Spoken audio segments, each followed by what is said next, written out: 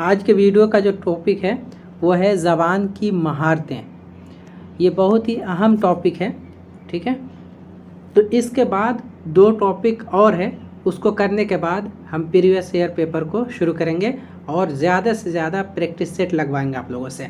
तो इससे होगा कि आपका जो है सवाल किस तरह से आता है आपको समझ में आ जाएगी सारी बात कि सवाल किस तरह से आता है और कैसे आपको सॉल्व करना है। तो मैं नज़रुल हक और आपका इस्तकबाल है NH एजुकेशन में। तो आइए अब हम शुरू करते हैं कि ज़बान की महारतें क्या है। तो देखते हैं यहाँ कि ज़बान की बुनियादी महारतें मुंदरजा झैल हैं। तो क्या क्या है महारतें? सुनना है, बोलना, पढ़ना और लिखना, ये जो चार हैं, ठीक है। तो इसमें आप पहले अगर पढ़ना भी लिख सकते थे, पहले लिखना भी लिख सकते थे, बोलना भी लिख सकते थे, लेकिन पहले सुनना को क्यों ही रखा गया, ठीक है। तो इसकी एक तरतीब है, पहले सुनना, फिर बोलना, फिर पढ़ना और लिखना। तो कोई भी बच्चा जब सीखता है, कोई चीज़ जब सीखता है तो पहले वो सुनता है, ठीक है। पहले वो सुनेगा, फिर सुनने के बाद वो फिर बोलेगा, ठीक है। उसके बाद बोलने के बाद वो पढ़ता है पहले, उसके बाद लिखना सीखता है। तो इसकी जो है तरतीब है, इस तरतीब को आपको याद रखना है, क्योंकि पेपर में इस तरह का सवाल पूछा जाता है, आपको दे दिया जाएगा इसको, उसके बाद बोलेगा कि तरतीब दो। तो पहले पढ़ना, फिर लिखना, फिर बोलना या सुनना, इस तरह से दे देगा, उसको बोलेगा इसको तरतीब दो। तो आपको इस तरतीब को याद रखना है कि पहले सुनना है, फिर बोलना है, फिर पढ़ना है, फिर लिखना है, ठीक है। तो आगे बढ़ने से पहले आप लोगों से गुजारिश है कि अगर आप चैनल में नए हैं तो चैनल को सब्सक्राइब कर लें और साथ ही बेल आइकन को भी प्रेस करें ताकि आने वाला हर वीडियो आप तक आसानी से। तो देखिए आगे बढ़ते हैं अब।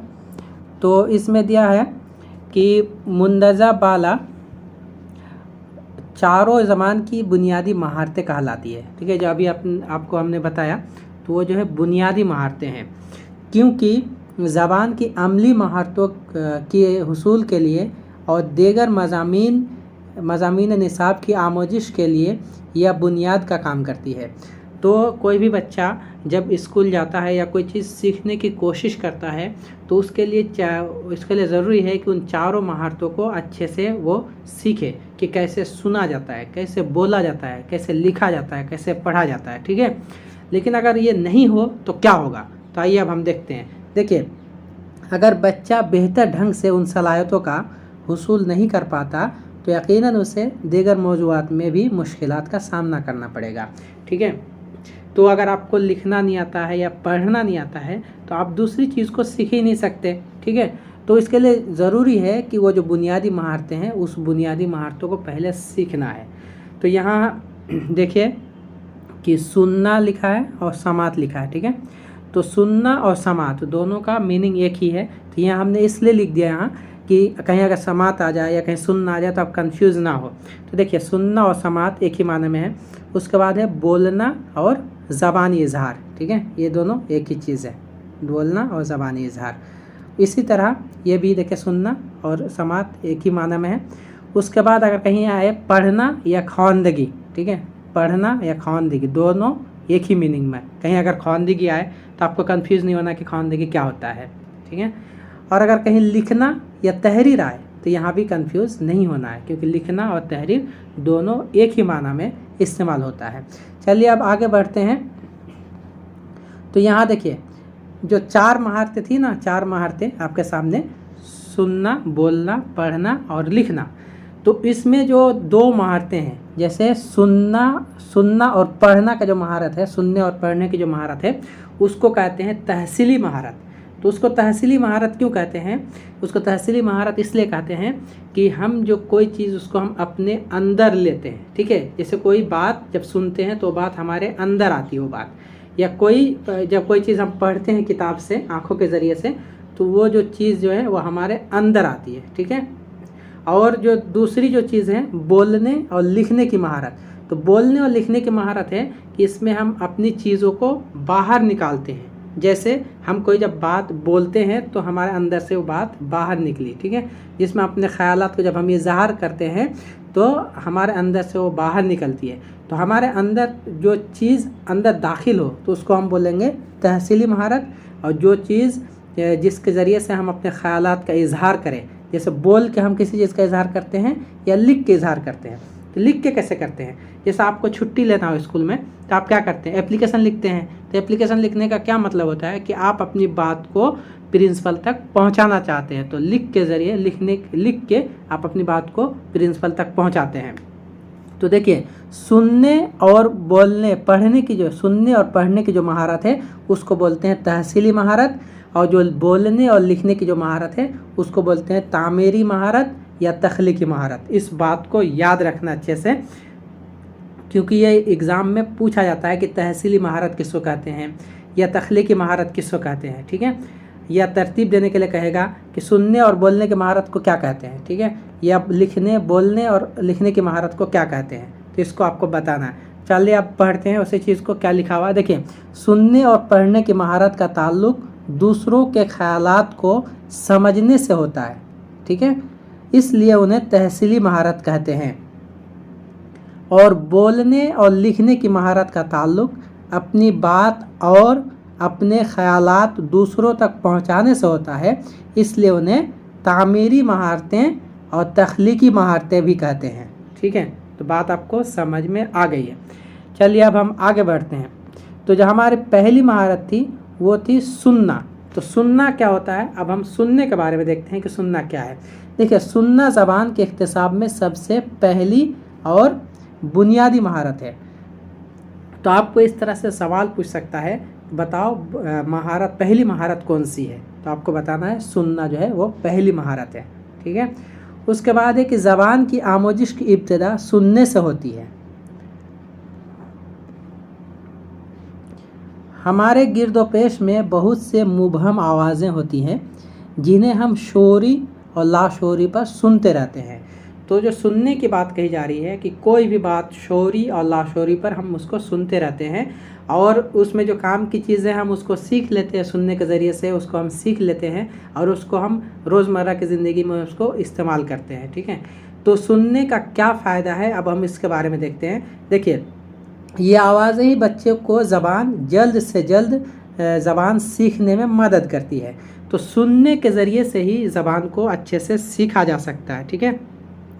उसके बाद देखते हैं कि सुनी हुई बात के माना को हम दो तरह से समझते हैं। सुनी हुई जो बात, किसी बात को जब हम अपने कानों से सुनते हैं तो उसका जो कोई भी लफ्ज़ सुनते हैं या कोई जुमला सुनते हैं तो उसका कोई मीनिंग भी होता है। तो उस मीनिंग को हम कैसे समझते हैं, तो उस मीनिंग को हम लफ्ज़ों की बुनियाद पर समझते हैं, ठीक है, या साबका मालूमात की बुनियाद पर समझते हैं।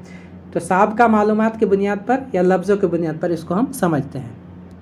तो कोई भी बात हम जब सुनते हैं तो वो हमारे कान लफ्ज़ को सुनता है, ठीक है।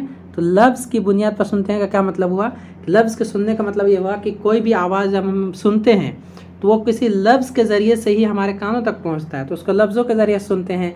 या साबका मालूमात की बुनियाद पर, साबका मालूमात मतलब हमसे पहले साबका मालूमात जो पहले चीज़ें हुई वो उसके बुनियाद पर हम बातों को समझने की कोशिश करते हैं, ठीक है।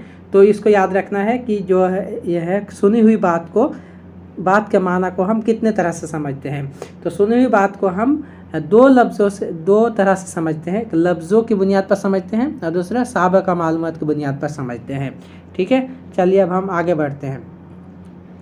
तो जो सुनने की बात यहाँ चल रही है, तो यहाँ है कि समात हम अभी बताए थे ना, सुनना और समात दोनों एक ही माना में है। तो देखिए, समात की जो है वो दो सूरतें हैं। कौन कौन से सूरतें हैं, एक तामुलाती समात है, ठीक है, और दूसरी है गैर तामुलाती समात। तो पहले हम तामुलाती समात को देखते हैं। तामुलाती समात बोलते हैं कि जब हम किसी के सामने जब बात करते हैं, किसी से बात करते हैं, जैसे वो हमारे सामने बैठा हो तो हम उससे बात करते हैं, या टेलीफोन से बात करते हैं, तो क्या करता है, हम जब कुछ बोलते हैं तो वो सुनता है और वो जब कुछ बोलता है तो हम सुनते हैं। तो जब एक दूसरे की बात जब हम दोनों सुनते हैं तो उसको बोलते हैं तामुलाती समात।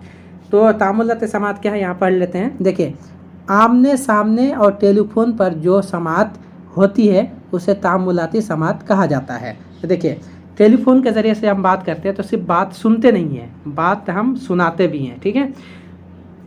हम जब कोई बात बोलते हैं तो वो सुनता है, वो जब कोई बात बोलता है तो हम सुनते हैं, ठीक है। यानी उसमें दोनों तरफ से समात होती है। तो तामुलाती समात अगर एग्ज़ाम में आएगी, तामुलाती समात किसको कहते हैं, तो आप इसको बता सकते हैं कि तामुलाती समात किसको कहते हैं। अब देखते हैं कि गैर तामुलाती समात किसको कहते हैं। चलिए इसको देखते हैं, गैर तामुलाती समात किसको कहते हैं। तो गैर तामुलाती समात किसको कहते हैं कि हम सिर्फ सुनते हैं किसी चीज़ को, हम वहाँ अपने रद्द अमल या किसी बात को नहीं बोल सकते। तो जैसे रेडियो है, ठीक है, तो रेडियो में हम क्या करते हैं, रेडियो पे हम बात को सुनते हैं और हम अपनी बात को कहते नहीं है, सुनते हैं। या कोई लेक्चर दे रहा है तो हम उस लेक्चर के ज़रिए से हम कोई बात सुनते हैं, हम वहाँ कहते नहीं है, सुनाते नहीं है। तो इसको क्या कहते हैं, गैर तामुलाती समात। तो यहाँ पढ़ते हैं फिर बात वाज़ेह हो जाएगी। देखिए, रेडियो, टीवी और लेक्चर के दौरान समात को गैर तामुलाती समात कहा जाता है, यानी जिसमें सिर्फ सौद से होना चाहिए, सिर्फ सिन से हो गया, सौद होना चाहिए, सिर्फ एक तरफ से समात होती है, एक तरफ से समात होती है, यानी कोई बोल रहा है और हम सिर्फ सुन रहे हैं, तो उसको बोलते हैं गैर तामुलाती समात। तो यहाँ बात वाज़ेह हो गई कि तामुलाती समात किसको कहते हैं और गैर तामुलाती समात किसको कहते हैं। तो आपको याद रखना है कि तामुलाती समात किसको कहते हैं और गैर तामुलाती समात किसको कहते हैं। तो यहाँ से हम वीडियो को ख़त्म करते हैं। उसके बाद वाली वीडियो में हम बोलना जो है, ठीक है, बोलना को पढ़ेंगे। अभी हमने क्या पढ़ा, सुनना को, ठीक है। उसके बाद हम वीडियो, जो दूसरी वीडियो आएगी उसमें हम बोलना के बारे में सुनेंगे और भी दूसरी महारतें हैं उसके बारे में पढ़ेंगे। तो वीडियो आपको कैसी लगी आप कमेंट करके ज़रूर बताइए। और अगर आप चैनल में नए हैं तो चैनल को सब्सक्राइब कर लें और साथ ही बेल आइकन को भी प्रेस करें ताकि आने वाला हर वीडियो आप तक आसानी से पहुँचे। इसके बाद हमारा 2 मौजू और बचेगा, उसको कंप्लीट करने के बाद हम सिर्फ प्रैक्टिस सेट लगाएंगे, ठीक है। आपसे ज़्यादा से ज़्यादा सवाल हल करवाएंगे।